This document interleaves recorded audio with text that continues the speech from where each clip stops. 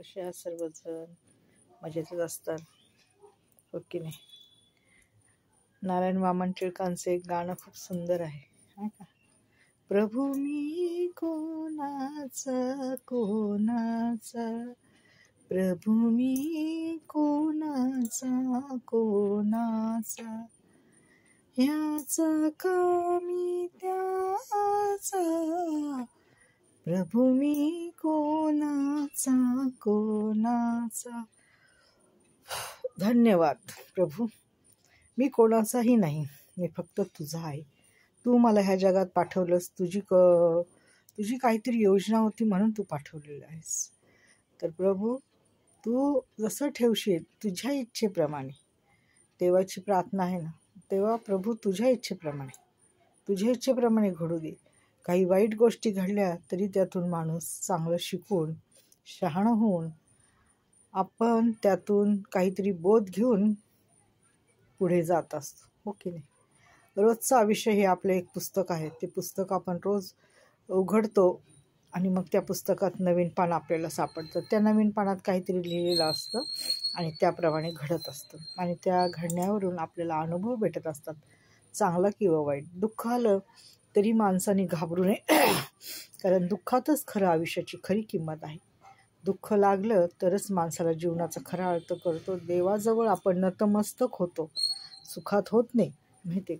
म्हणून दुःख आलं तर मी म्हणते, दुःख आलं तर उलट चांगलं. माणसाचं जीवन बदली होतं, एवढं मात्र खरं आहे. माणूस आपल्या जीवनात ज्या काही वाईट गोष्टी आहेत, आपल्या मनामध्ये ज्या काही वाईट कल्पना आहेत, वाईट इच्छा आहेत, त्या आपण दूर करण्याचा प्रयत्न करू की नको बाबा, माझ्याकडं आता देवाच्या आज्ञा मी पाळणार, देवाच्या इच्छेने राहणार, देव जसं ठेवल तसं राहणार. आणि कुठेतरी माणसाच्या मनात एक भीती निर्माण होते. भीती म्हणजे एक असं वाटतं की नाही बाबा, मी पाहत आहे, देव पाहत आहे ना, मी कोणाबद्दल वाईट बोलत आहे, मी कोणाबद्दल काही वाईट विचार करत आहे, तर देव पाहत आहे.